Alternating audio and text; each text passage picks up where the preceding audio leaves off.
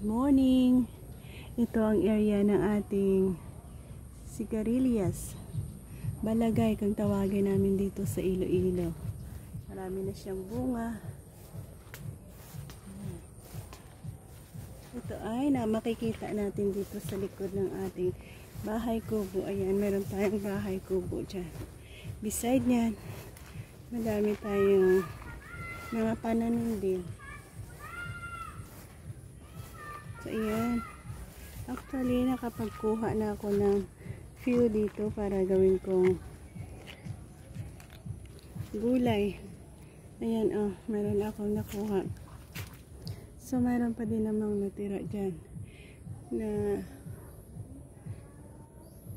continue tayong mag-harvest na siguro. Ayan, oh. Ayan.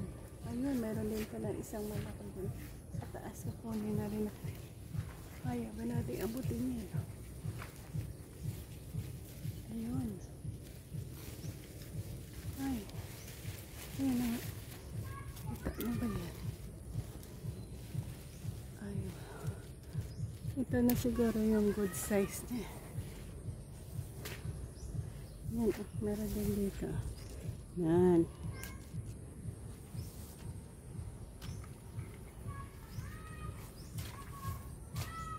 Yan ang ating sigarilyas harvest natin.